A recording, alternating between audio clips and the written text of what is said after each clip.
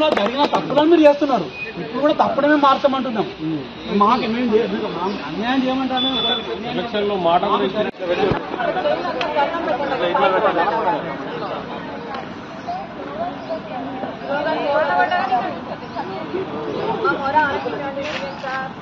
మాకు న్యాయం చేయండి. మేము న్యాయ పోరాటం చేస్తున్నాం.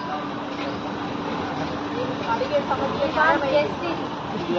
అంటే మీకు న్యాయం చేయాలి కదా. అంటే మొత్తానికి అంతిమంగా మీకు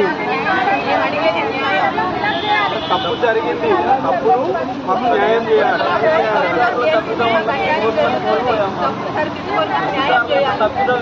గురుకుల బోర్డు వాళ్ళ తప్పుల ఫాలో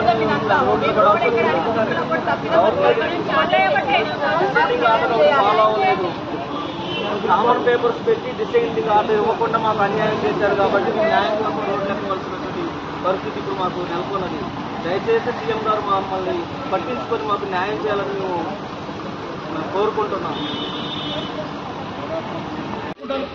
ఇది కూడా చేసుకోవచ్చు కదా. గతంలో జరిగిన తప్పులను మీరు చేస్తున్నారు. ఇప్పుడు కూడా తప్పుడమే మార్చమంటున్నాం. మాకు అన్యాయం చేయమంటారు. ఎలక్షన్లో మాట